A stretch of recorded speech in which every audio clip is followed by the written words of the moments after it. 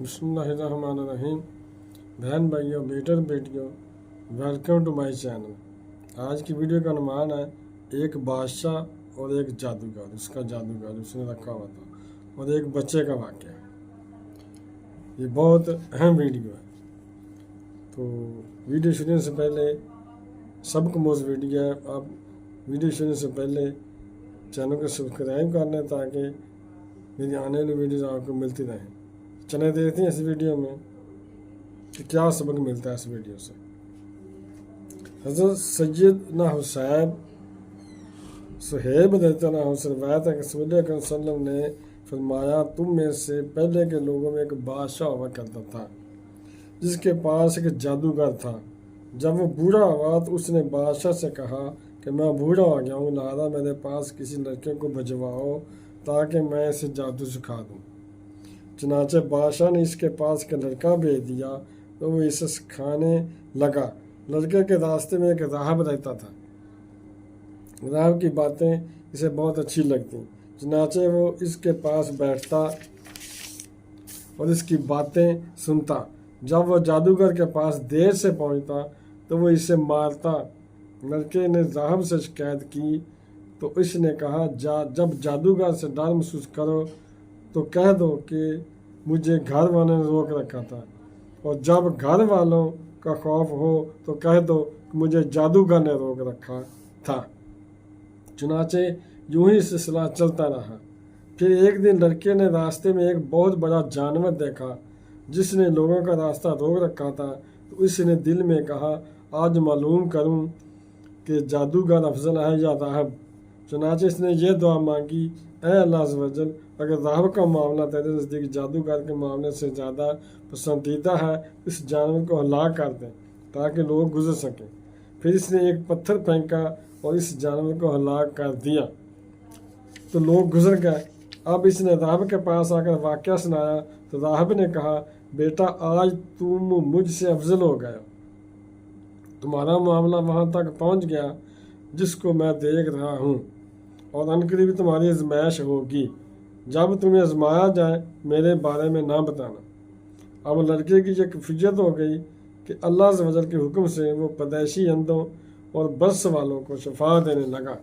यानी बस वाले उसे कहते हैं कोट, जिनको ऐसे देखा नहीं उंगलियां ख़राब होती हैं, जिस्म ख़राब होता है कहीं से, उसे कोट की बीमारी कहते हैं, तो जिसे बस कहते हैं हुक्म में। शफा देने लगा और लोगों का हर किस्म का इलाज करने लगा। बादशाह के एक अहम मजलिस नबीना था। जब इसने लड़के के बारे में सुना तो बहुत से तहफ़ लेकर इसके पास आया और कहा, अगर तू मुझे शफा दे दे तो मुझे सब कुछ तुझे दे दिया जाएगा। उसने कहा, मैं किसी को शफा नहीं देता, शफा तो अल्लाह ताला के दस्ते कुदरत में है। अगर तू इस पर मान ले आए, यानी तो अगर अल्लाह पर मान ले आए तो मैं तेरे लिए दुआ करूँगा और वो तुझे शफा देगा। चुनांचे वो अल्लाह अज़्ज़ वजल पर ईमान लाया और अल्लाह अज़्ज़ वजल ने इसे शफा अता फरमा दी। फिर वो हस्बे ममूल बादशाह के पास आकर बैठा तो बादशाह ने पूछा, तेरी बनाई किसने लौटा दी? इसने कहा, मेरे रब ने। बादशाह ने कहा, क्या मेरे अलावा भी तेरा कोई रब है? इसने कहा, मेरा और तेरा रब अल्लाह अज़्ज़ वजल है। ये सुनकर बादशाह ने इसे पकड़ा और इस वक्त तक सज़ा देता रहा जब तक कि इसने लड़के के बारे में ना बता दिया। फिर इस लड़के को लाया गया तो बादशाह ने कहा, ऐ लड़के, तेरा जादू इस हद तक पहुंच गया है कि तू मादरजात अंधों और बस वालों को तंदुरुस्त कर देता है, और अब तू खूब माहिर हो गया। लड़के ने कहा, मैं तो किसी को शफा नहीं देता, बल्कि अल्लाह से वजह शफा देता है। ये सुनकर बादशाह ने इसे पकड़ा और मुसलसल सजा देता रहा जहाँ तक कि इसने राहब का पता बता दिया। राहब को लाया गया और इससे कहा गया कि अपना दीन छोड़ दे, तो इसने साफ इनकार कर दिया। बादशाह ने आरा इसके सर के दरमियान रखा और सर के 2 टुकड़े कर दिए। फिर अपने मसाहिब से कहा कि वो अपना दीन छोड़ दे, उसने भी इनकार कर दिया। बादशाह ने इसके सर पर भी आरा रखा और इसके 2 टुकड़े कर दिए। फिर लड़के को लाया गया और उससे भी दीन छोड़ने का मुतालबा किया तो उसने भी इनकार कर दिया। चुनांचे उसे चंद आदमियों के हवाले किया गया کہ اگر یہ اپنے نئے دین سے پلٹ جائے تو ٹھیک، ورنہ اسے فلاں پہاڑ کی چوٹی سے نیچے گرا دینا۔ چنانچہ لوگ اسے پہاڑی کی چوٹی پر لے گئے۔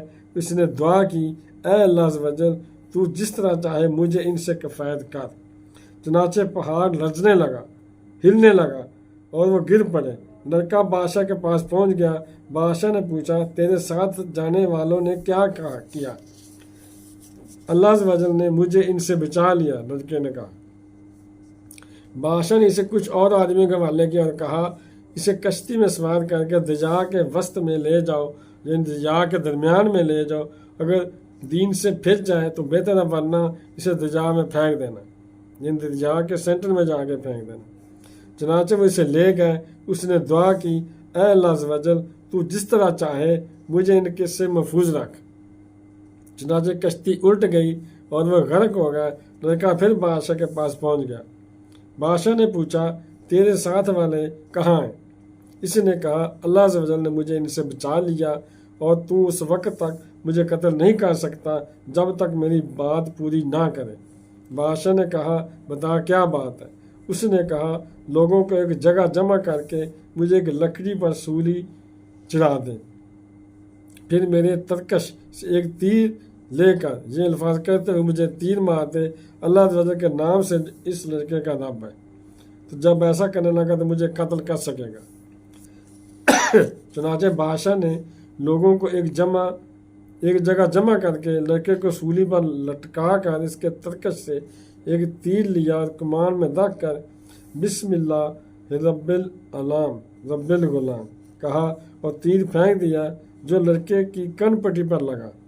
اس نے اپنا ہاتھ کٹی پر رکھا اور اس دارالفانی سے آخرت کی طرف کوچ کر گیا۔ یہ دیکھ کر وہاں موجود لوگوں نے کہا، ہم اس لڑکے کے رب پر ایمان لے آئے۔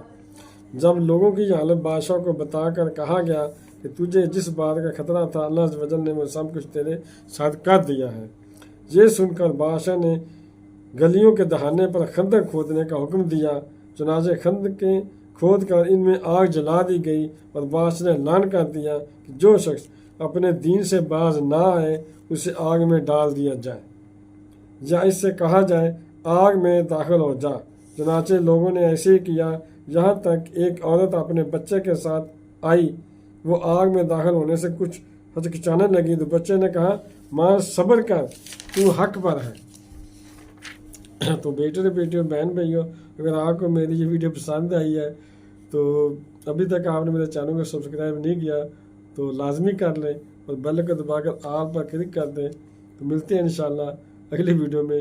السلام علیکم، خدا حافظ۔